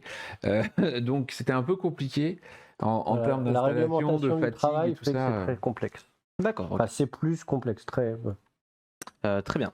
Tout à l'heure, j'ai vu quelqu'un, j'ai plus le pseudo. Ah si, j'ai Tintin qui demande comment ça fonctionne l'autorisation des parents en cas de leur absence pour entrer à Japan Expo pour les enfants. En fait, on met un formulaire en ligne à disposition sur notre site qui doit être effectivement rempli par les parents et il faut se munir de ça plus une photocopie de la carte d'identité des parents pour être sûr que s'il y a un enfant de 14 ans tout seul, il se soit pas échappé de chez lui, grosso modo, et qu'on se le retrouve perdu. Parce qu'on l'a vécu dans parce que le truc de base, c'est que dans l'autorisation, par exemple, on va demander aux parents de laisser leurs coordonnées, parce que si jamais à un moment donné, le jeune se retrouve perdu ou en stress parce que Japan Expo c'est grand et que ça peut faire peur, on peut être capable de pouvoir appeler tranquillement les parents pour dire on est avec votre fils, votre fille, ils se sentent pas forcément bien, est-ce que vous pouvez venir le récupérer, ou alors on vous le met dans le train, il rentre, etc. Mais voilà, histoire que ça reste un événement où ça se passe bien pour tout le monde, quoi. On est entré en discussion avec des VTubers. C'est ce que j'allais dire, c'est qu'il y a beaucoup de questions autour de VTubers. On est entré en discussion, après il n'y a rien à annoncer pour l'instant, mais... Donc les VTubers, pour ceux qui ne savent pas forcément, c'est des sortes de YouTubers virtuels, voilà, des avatars qui parlent, etc. Donc qui seraient potentiellement du coup invités à Japan Expo, à voir comment ça se ferait, parce que je vois pas comment ça peut se faire. Ça donne voilà, on est en train de discuter. C'est pas simple. On a fait des concerts virtuels, effectivement, déjà. On a fait Hatsune Miku, on a fait... comment ça s'appelait les trucs de Nintendo là. Splatoon, voilà. On a fait beaucoup de choses en virtuel. C'est très compliqué à mettre en place, techniquement parlant. Après les VTubers, a priori les programmes seraient un petit peu différents. Ce serait peut-être plus simple à mettre en place. Ok. Mais voilà, c'est des discussions qu'on a maintenant et on vous tiendra au courant. Laissez la police faire son travail. Monaco qui demande avez-vous prévu un bus qui fasse le tour des hôtels autour du parc Expo Villepin? Alors souvent les hôtels ont leur propre navette en fait. Il y a des navettes, il y a des bus RATP, ou STIF en tout cas, des bus standards qui connectent les villages hôteliers avec le parc des expos. Ça sera d'autant plus vrai que là, comme on est un peu plus tard que d'habitude, il y a pas tout à fait la même fréquentation dans les hôtels, donc les bus risquent d'être fortement dédiés à ça. D'ailleurs, n'hésitez pas du coup à réserver vos chambres dès maintenant, je pense, parce que si c'est un peu plus tard, peut-être les hôtels seront plus rapidement pris. En fait, non, il se trouve que là, la bonne nouvelle pour les gens qui ont besoin des hôtels, c'est qu'en étant 14 juillet au lieu de début juillet, les hôtels sont moins chers et moins pris. Voilà, parce que en fait, c'est beaucoup de tourisme d'affaires. Ouais. Et l'été, les gens qui font des affaires, ils sont en vacances, donc ils sont pas là, donc c'est beaucoup plus calme. Ça a été une des bonnes surprises de cette nouvelle date quand on a discuté avec les hôtels. Ouais. On a vu nous les tarifs baisser. C'est bien, donc ça devrait profiter à tout le monde et c'est tant mieux. Très bien. Monaco toujours qui demande, et là ça m'intéresse, par rapport au futur film Dragon Ball Super Héros, qui sort dans quelques semaines maintenant au Japon, avez-vous prévu un événement ou un stand par rapport à l'événement? Alors je suppose que vous n'allez peut-être pas l'annoncer aujourd'hui si... ça dépendra principalement des Japonais, des endroits japonais ou des endroits français. En tout cas la demande est plus ou moins faite. Enfin, vous avez le souhait de le faire, quoi. Nous on est toujours prêts à diffuser les nouveautés comme ça. Je veux dire, on l'avait fait pour le film Dragon Ball, quoi. 20 ans de Pokémon. Là si on a une avant-première de Dragon Ball, on a fait du Eva, on a fait du Pokémon, il y avait du meilleur Academia, il y avait plus rare, on a présenté, on a tout fait. Il y a pas de raison. Le cinéma c'est très très important dans le festival. Et en plus, c'est le moment de se le faire en mode in your face, quoi. Donc c'est bien. C'est vrai que peut-être que beaucoup de gens ne savent pas forcément, mais il y a des avant-premières de films ou d'animés même. Des fois, il y a des épisodes d'animés qui sont en avant-première à Japan Expo. Et je trouve ça trop bien. Donc n'hésitez pas à se jeter le planning. On en reparlera dans les émissions, encore une fois, quand ce sera annoncé. S'il y en a cette année, on l'espère. Évidemment, Maxou Nami qui pose la question, mais malheureusement, je connais la réponse d'avance. Est-ce qu'il faudrait avoir les 3 doses du vaccin uniquement ou les 2 doses pour entrer à Japan Expo? Ça dépendra de la réglementation. Je sais très bien, mais les questions, il y a beaucoup de questions sur ça. Là-dessus, nous, c'est ce que Jean-François décrivait tout à l'heure. C'est-à-dire que nous, on a un truc de contrôle anti-Covid là, qui est donné par le gouvernement. On bip le QR code qu'on nous présente. Yes. Il est vert, vous pouvez rentrer. Il est rouge, pour quelle que soit la raison qui fait qu'il est rouge, malheureusement, on ne peut pas vous laisser rentrer. Et c'est pas qu'on veuille. Enfin, nous, on n'a aucun intérêt à ça. Évidemment. Et il faut voir un truc qui était un peu compliqué sur Marseille, c'est que les règles avaient changé le 15 février. Donc il y a pas mal de gens qui pensaient avoir un pass vaccinal qui allait jusqu'en avril. Et en fait, avec les nouvelles règles, ils avaient plus. Donc c'est vrai que sur place, on a vu des gens en larmes parce qu'ils ne pouvaient pas rentrer. C'était un peu compliqué à gérer. Mais là, ça a l'air bien parti, ces histoires de pass pour disparaître prochainement. Donc j'espère qu'on va en être débarrassé. Et puis voilà. Après, pour les restos, parce que je voyais Kasumi Ime. Ils sont dehors, mais dedans. En fait, ils sont en extérieur parce qu'ils sont pas dans les halls, mais ils sont à l'intérieur du festival parce qu'ils sont dans le périmètre de Japan Expo. Donc, il n'y a pas d'idée de sortir du festival. C'est juste aller en dehors des halls, dans des espaces en extérieur. Après, d'ici le mois de juillet, j'imagine que la restauration en intérieur sera redevenue aussi. J'espère bien. On croise les doigts quand même. Standard, quoi. C'est ça. Et peut-être même que le pass, on n'en sait rien évidemment, mais peut-être que le pass vaccinal ne sera peut-être même plus d'actualité à ce moment-là. Oui. Peut-être pas. On verra d'ici juillet. Ce sera une bonne nouvelle. Ce serait plutôt. Après, honnêtement, c'était une source de stress. J'en avais parlé à la dernière émission de comment ça allait se passer le pass vaccinal. Je remercie tous les visiteurs de Marseille parce que ça s'est plutôt, 95% du temps, ça s'est super bien passé. Les gens, ils comprenaient, ils venaient, ils étaient contents, etc. Et puis voilà, après, il y a certaines personnes qui ont eu des soucis parce que leur pass était annulé, etc. On était triste pour eux. Mais il faut bien comprendre que nous, si à un moment donné on respecte pas les règles, le gouvernement, c'est pas sur les gens qui n'avaient pas le pass qui va tomber, c'est sur nous. Quoi. Et nous, on était un peu tristesse quand il y a des gens qui s'énervent sur nous parce qu'il y a le pass vaccinal et que on nous rend responsable de quelque chose qu'on subit au même titre que tout le monde. Parce que même nous, en tant que staff, pour entrer sur le festival, on devait rentrer et faire valider notre pass. Hein. Je me doute bien que ça vous fait pas plaisir de scanner la 50 QR code. Par contre, dans les anecdotes à la con, c'est vrai qu'on avait prévu un manager pour gérer l'équipe du contrôle du pass vaccinal qui, une semaine avant le festival, nous fait mais le pass vaccinal, faut que je l'aie moi. Ouais. Ouais. Avant, parce que sur les autres événements, ils ne me le demandaient pas. Non, mais en fait, quand tu travailles ou quand tu visites, il faut le pass vaccinal. Donc, si le mec qui contrôle le pass vaccinal n'a pas il n'est pas vacciné, ça devient quand même compliqué. Ou alors il restait en extérieur et il rentrait jamais dans le festival. Donc ouais, non, ça c'est des trucs à la con. On est tous d'accord que si on peut s'en passer, c'est mieux. Actuellement, si on est soumis à ce truc-là, c'est qu'il y a des raisons. Donc il faut traverser la tempête et puis après reprendre notre vie. Nous, le seul truc qu'on veut pas, c'est revenir dans un cycle où on peut à nouveau plus refaire Japan Expo. C'est ça évidemment. Ça c'est notre hantise. Je l'imagine bien. Plus beaucoup de questions dans le chat et les quelques-unes que j'ai vu passer, c'était surtout par rapport à des invités, mais s'il y a des invités, on vous les annoncera par nous-mêmes, je pense, dans la section annonce qui y a juste après dans l'émission. Donc on ne répondra pas à ça comme ça et on va pas répondre au cas par cas à chaque fois. Malheureusement, je sais que vous avez chacun votre invité préféré que vous voulez voir à Japan Expo. Vous pouvez quand même peut-être et vous aussi, et moi aussi évidemment. Mais voilà, en tout cas, vous avez pas mal de questions chaque semaine, donc c'est plutôt cool de voir que les fans et les visiteurs de Japan Expo sont vachement investis et veulent savoir comment ça se passe ou comment ça va se passer, et ça fait extrêmement plaisir. Je pense qu'on va pouvoir conclure la partie. Je conclue en disant oui, il y a des choses prévues pour les 10 ans de l'ECG et notamment. Oui, mais là, tu viens de nous griller notre annonce de tout à l'heure. Une des annonces. On a 2 annonces. Donc restez bien jusqu'à la fin. Et tu as une histoire. Voilà. C'est un teaser. Il y a 2 autres annonces. Ne vous inquiétez pas. Restez bien. Et ben, je vous propose qu'on passe à la rétrospective. Du coup, c'est parti. Et jingle.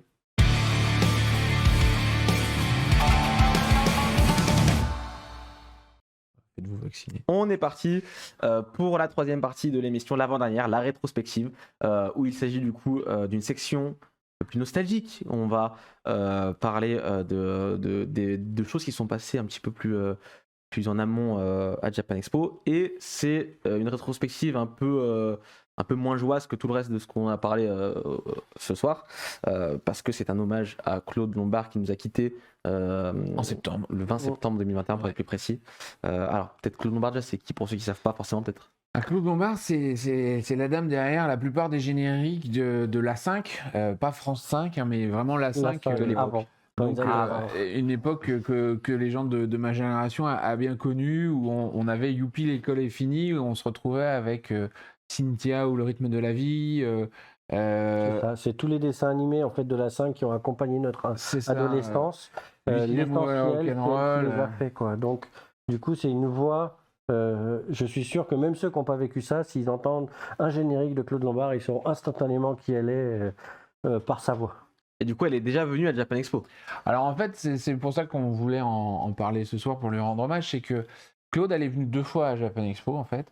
Elle est venue une première fois en 2003, mais elle était venue sur le stand partenaire de Logarithme à l'époque, plutôt en mode je fais un petit coucou, je fais quelques dédicaces, Voilà, je veux pas mais chanter. je veux pas chanter parce que Claude, c'était une grande chanteuse, notamment choriste de Charles Aznavour par exemple, et donc elle avait des attentes en termes de technique, de ce qui avait besoin pour faire le concert, de répétition et autres, qui était assez élevé. Et en fait, la bonne chose pour nous, c'est que nos amis de La Fée Sauvage ont organisé un concert avec elle et ont donc monté un orchestre, réorchestré ses chansons, fait des répétitions avec elle. Ils ont fait un concert, c'était à La Cigale, je crois. Oh. Et donc, du coup, quand on a vu ce concert-là, on s'est rapproché d'eux et on leur a dit ça serait vraiment génial que Claude puisse venir à Japan Expo. Alors, Il l'a fait. elle était un petit peu réticente parce que sur les salons, elle se demande comment ça marche. Puis elle a vu des conventions partout en France et c'était un peu amateur. Donc nous, on lui a montré que Japan Expo, quand on fait des concerts non-stop pendant 4 jours avec des Japonais, on pouvait faire un concert avec elle, on était des vrais professionnels. Et en fait, quand elle est partie du salon, elle était super contente, son mari était super content, tout le monde était vraiment heureux et elle trouvait que c'était ultra pro. Donc il était question qu'elle revienne. Donc en 2020 à Marseille, on a essayé, mais c'était un peu compliqué de la faire venir. Donc finalement, on avait laissé tomber. Puis on s'était dit, ce n'est que partie remise. Sauf que malheureusement, Claude a eu l'occasion de refaire des concerts avec son répertoire de générique de dessins animés en 2021. Et peu de jours après, elle nous quittait. Et c'était une grande tristesse parce qu'après avoir bataillé pendant 20 ans pour la faire venir et l'avoir finalement convaincue de la qualité de ce qu'elle pouvait faire chez nous, de l'attente du public aussi, parce que en fait, ce qui lui a vraiment plu aussi, c'est de voir tous ces gens chanter avec elle, être. Et il y a eu une communion, il y a eu une vraie communion. Elle n'imaginait pas pendant le concert. Parce qu'il faut bien voir que ces génériques-là, elle les a enregistrés dans un studio, elle les a chantés 2-3 fois peut-être pour enregistrer le truc, et puis derrière, c'était fini pour elle. Nous, on les a eu tous les jours. On avait le générique pendant X épisodes tous les jours. Puis avec les rediffs, etc., ça, je veux dire, ça s'est vraiment diffusé. Donc nous, on a l'impression d'avoir vécu des années avec ces chansons-là, alors qu'elle, c'était une journée de sa vie, quoi, en fait. Et elle n'imaginait pas ce que ça pouvait être. Et là, elle se rendait enfin compte de ce que c'était. Et elle était prête à aller plus loin. Voilà. Et malheureusement, ça s'est arrêté trop tôt, quoi. Malheureusement. Et donc on la remercie. On la remercie, on lui rend hommage. Pour tous les pour les fans qui aiment Claude mais qui ne le savaient pas, La Fée Sauvage, elle a sorti un super album magnifique. Avec les enregistrements live qu'ils ont fait, CD et vinyle, donc il ne faut pas hésiter, quoi. N'hésitez pas, évidemment, une pensée aussi à la famille de Claude Lombard. Pour qui c'est pas facile, évidemment. Pour repartir quand même sur quelque chose d'un peu plus sympa, vous aviez un coup de cœur et vous vouliez en parler aujourd'hui. Et c'est une très bonne série en plus que j'affectionne également, donc je vais vous laisser en parler. C'est Mirai Shonen Conan ou Conan le fils du futur en français. Du coup, je vais vous laisser en parler un petit peu. En fait, c'est venu de Japan Expo Sud, puisqu'on était tous les deux en train de parler avec Brigitte Lecordier, qui nous a qui en est venue à reparler de Conan, parce qu'il y a eu une ressortie. Ouais, et puis en fait, Conan, quand elle est venue pour la première fois à Japan Expo, c'était justement pour parler de ce nouveau doublage de Conan le fils du futur qu'elle venait de faire avec IDP, là. Et donc, il y a quelques années. Hein. On était en 2001, ouais. En 2001, c'était ce nouveau doublage.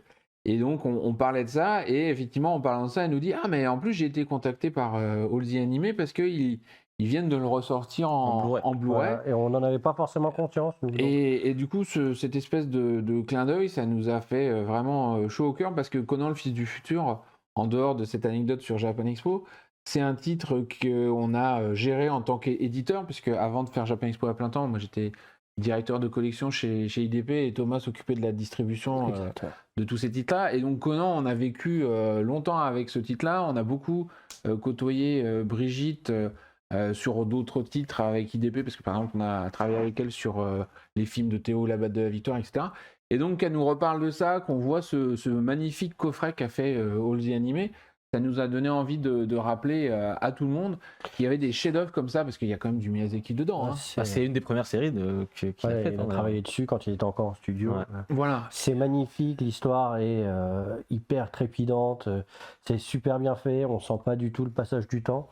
C'est à découvrir absolument 100% formidable. Si vous connaissez pas, il faut...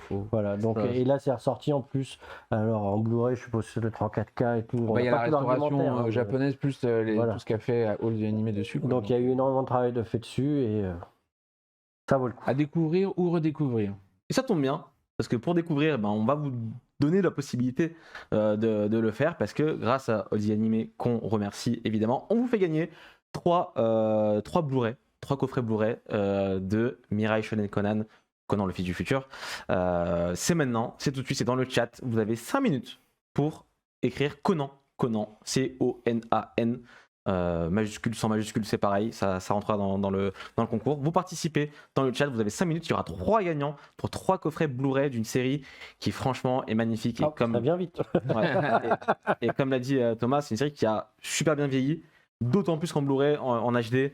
La série elle doit être vraiment magnifique. Je l'ai pas vu en HD, mais je pense que ça doit super bien rendre. C'est un chef-d'œuvre et le travail de All the Anime dessus est vraiment super. Et donc même si vous gagnez pas, vous pouvez le retrouver dans le commerce. Je sais pas si c'est déjà sorti ou si ça va sortir. C'est sorti en décembre dernier. Voilà. Donc c'est vraiment récent et ça vaut le coup. C'est un sacré pari qu'a fait All the Anime de ressortir cette série-là parce qu'elle avait déjà été pas mal exploitée.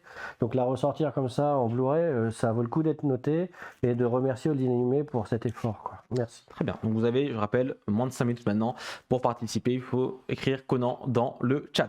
Pendant que vous participez au concours, moi je vous propose qu'on continue quand même l'émission. Et sur la dernière section, peut-être la plus importante, c'est les annonces. Du coup, c'est parti, jingle.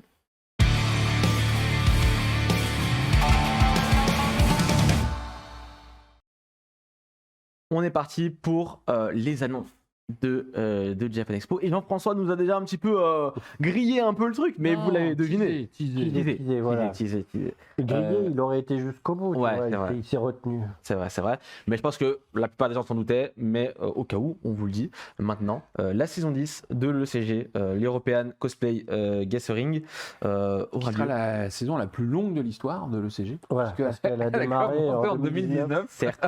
Voilà, elle est particulière à beaucoup de titres.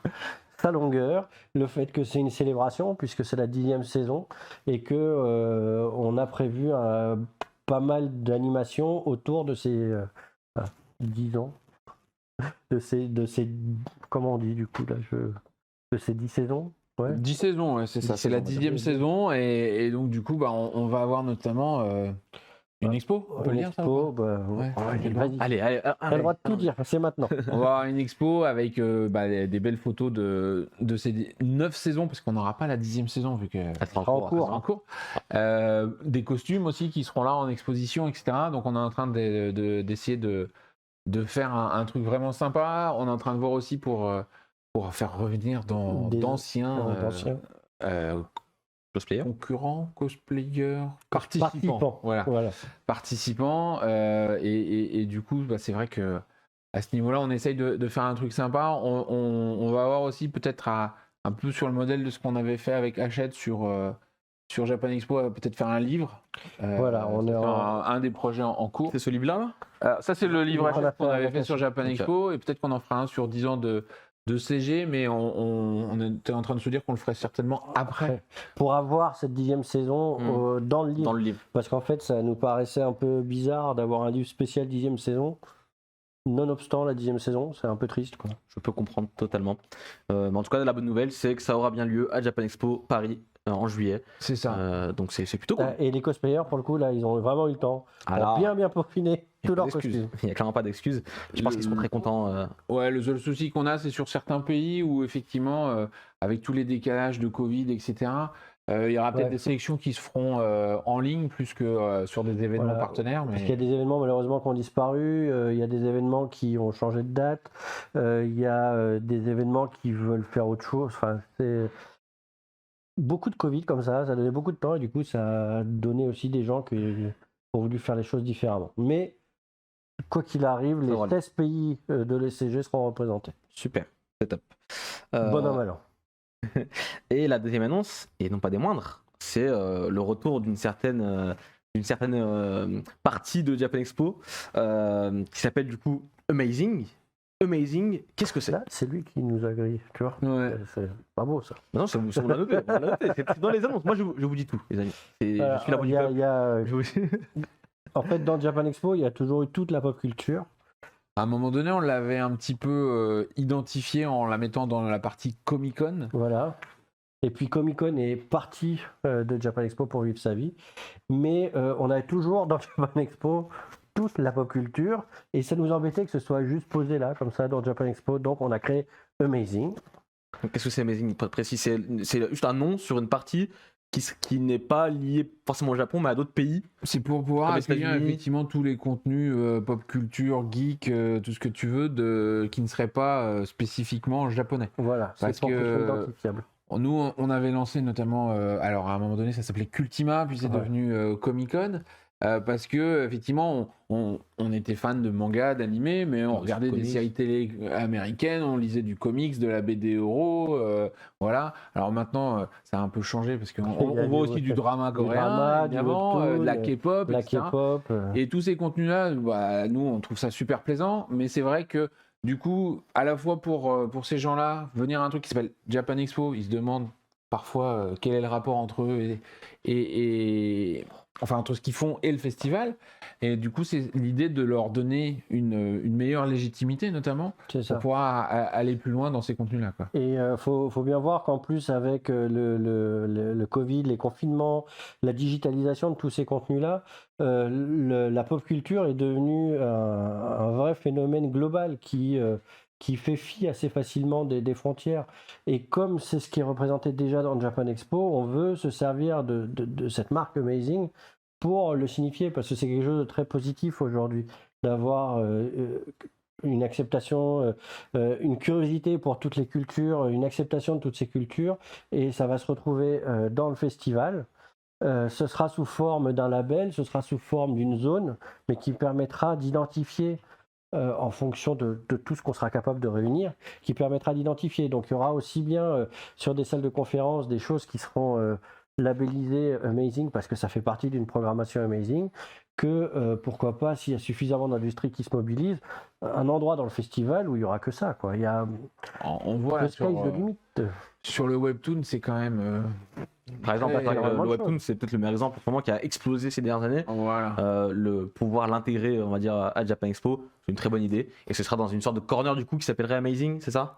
Un corner, un coin, une zone. Ça va pas être un truc dans un coin, quoi. Oui. Faut que ça existe. Et puis après, il y a aussi plein d'exposants qui sont déjà à la fois Japan Expo et Amazing. Donc on va pas non plus leur demander de se séparer en 3 petits bouts. Ouais, c'est ça. Quand on a Funko et qu'ils viennent avec tout leur catalogue, ils n'ont pas que des choses uniquement japonaises, et on va pas se priver effectivement d'accueillir ces gens-là.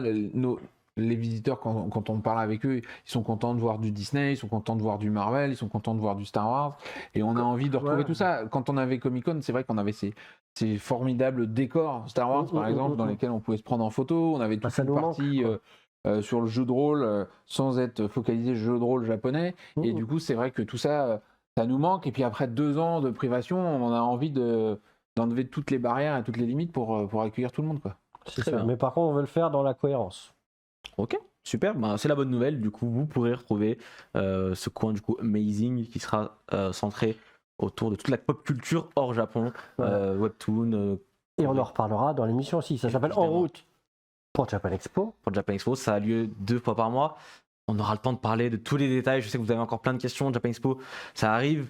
C'est encore dans quelques mois, mais ça arrive incessamment sous peu.